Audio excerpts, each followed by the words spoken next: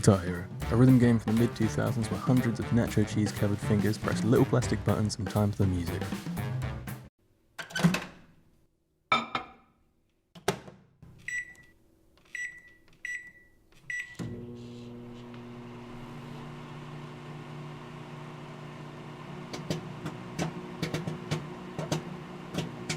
What if you could actually make music with it?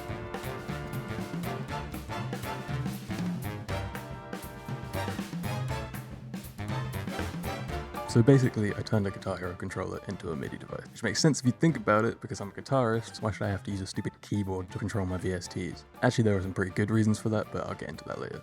Okay, so the first thing I had to think about was which Guitar Hero controller was I going to use. Originally, I planned on using the classic Guitar Hero layout, ideally the Explorer. Yeah, no. On top of that, you know how I said before that there's a good reason people use keyboards? Well, it's because of this. Wait, this? No, this. Keys, and loads of them. This means you have a wide variety of notes right under your fingertips. This has 5.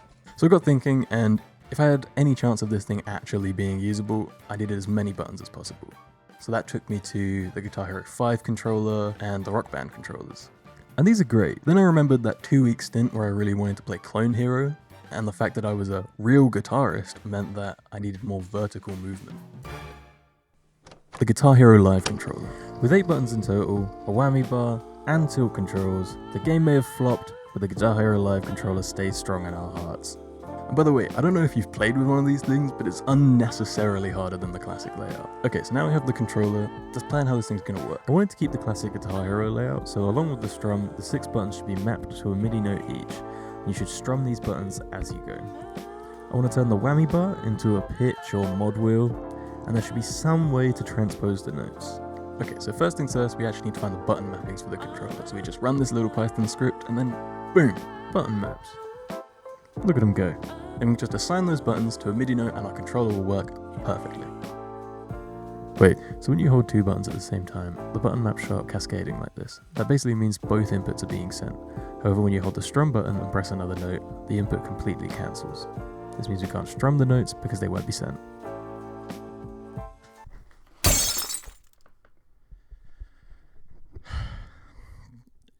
It's fine, we'll just have to make the notes tap to play.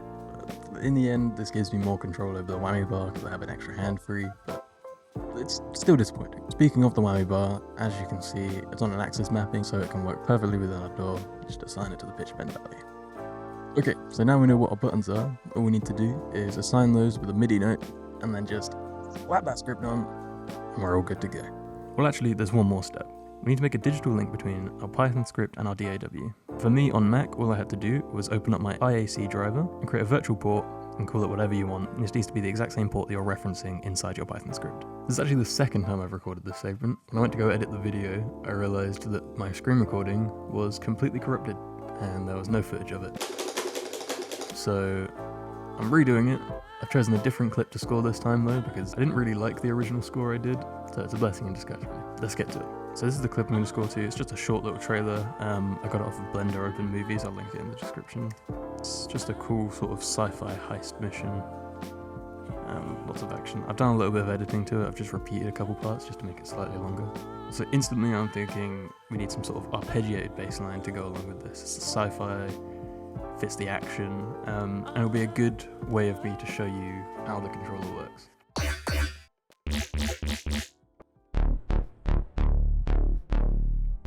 I like that.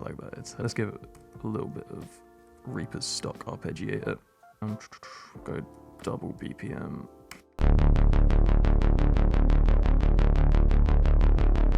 So now we've got a bit of a sound in there. Let me walk you through how the controller actually works in the DAW. Each button is mapped to a MIDI note, going from C to B. So currently it's mapped to the white notes. The button down here transposes everything an octave down.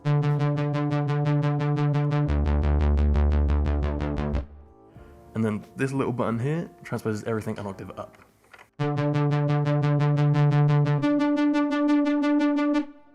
Okay, some other features. So the whammy bar works as intended. Like I said, I wanted to keep the Guitar Hero feel, so it's just a pitch bend on the notes.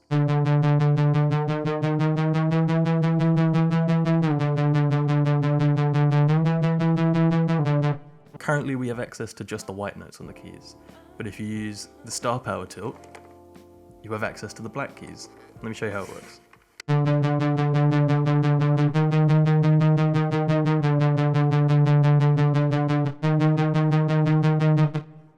Which I think is my favorite part of the controller, because it just really feels like you're playing Guitar Hero when you're using it. Okay, so let's actually get into trying to make some music with it. Okay, so I'm thinking that we come in with this punchy bass on those cuts at the start. So something like this.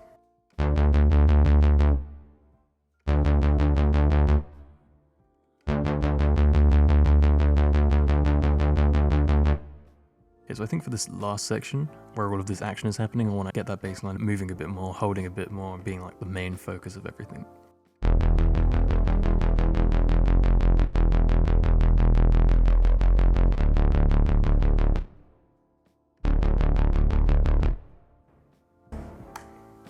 Something like that. We can adjust it as we go, so let's just get that as a starting bass point. I think we need to add in some big beefy drums to really sell those cuts.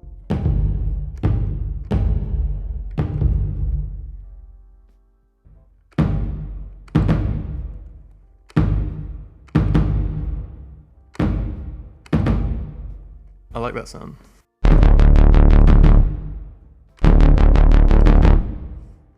I want to add a little bit of high-pitched texture to everything, so let's just find a sound that can play in the background.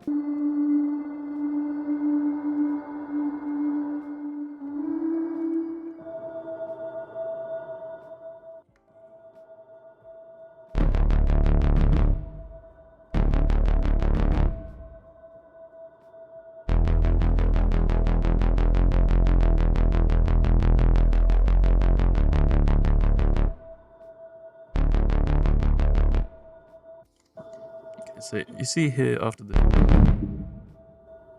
there's that zoom in. I really want to have a nice transition there. I want to emphasize that zooming in, so maybe some strings rising up. I'm thinking of using the Scary Strings plugin that I've got.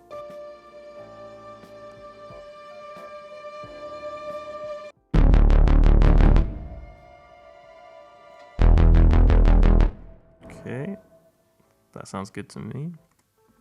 Let's duplicate this out because I want to layer it with some regular strings to just beef it out a little bit more.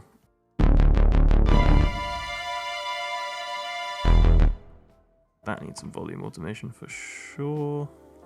I think we want to add some synth. I'm going to copy this track because I want the same automation on it. There's a sound in here that I absolutely love called Brutalizer. If you drop it really low, it gets really, really beefy and really nice.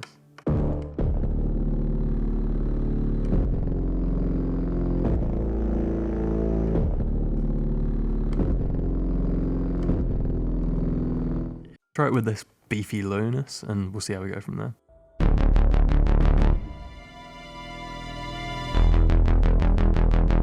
Okay, I think maybe let's layer it with the octave above it as well.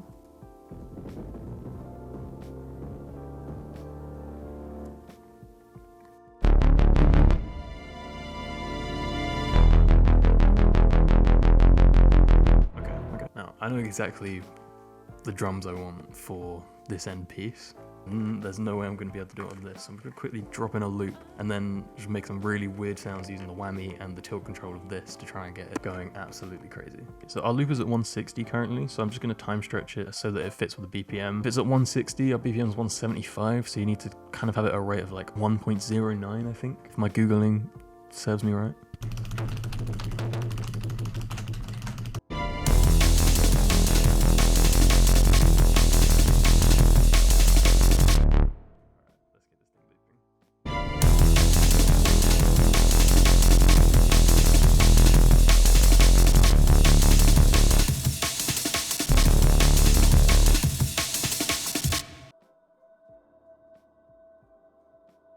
Oh yeah, okay, this is gonna be good. I think some high-pitched sort of cassette synth would be quite nice.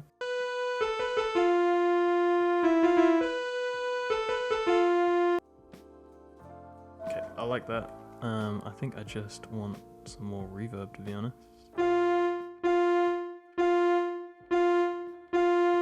want it to be really saturated, really reverby. Alright, let's give this a shot.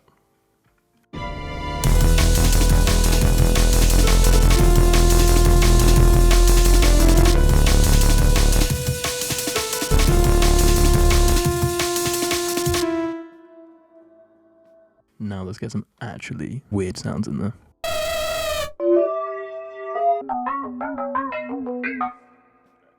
Let's see if this can fit in somehow.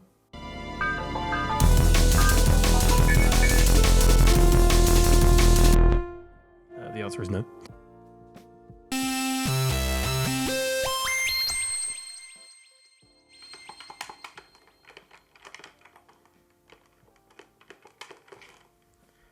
Well, I think I broke it. I broke it. Okay, I see what happened. Basically, I accidentally pressed the transpose button up so many times that it came off of the Midi grid, which caused the Python script to completely fuck itself.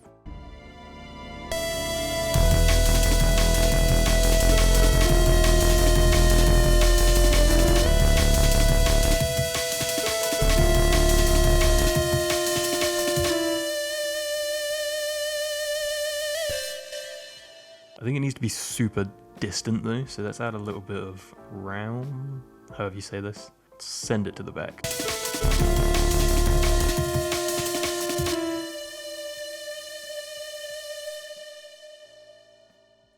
Okay. I think we just need like one more wildly out there sound just to really crunch it in there, so let's see what we got. Let's open up Trusty Vital. I want something that I can just absolutely spam the whammy bar with. So maybe this gorgled plugin will work.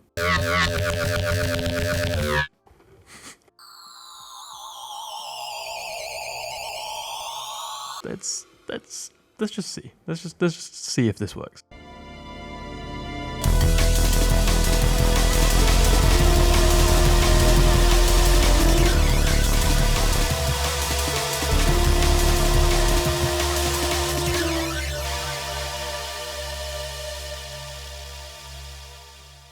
I just said it was going to be an interesting sound. I think a little bit of volume automation there will actually make that sound somewhat useful.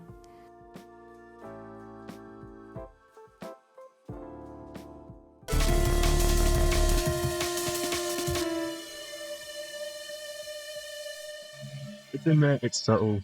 How subtle as that sound can actually be. I think I'm pretty happy with this. It's a short composition, but I'm so happy that we can actually get this thing to work. There was a few moments where I was tinkering with the code where I genuinely thought that it just wasn't going to work, or at least it wasn't going to work the way I wanted it to. Except for the caveat of not actually strumming the notes, everything works flawlessly. It's so much fun to use. I'll definitely be using this thing in the future, so if you want to see what else I use it for, or if you want to just see more composing and sound design content, make sure to subscribe and give us a like.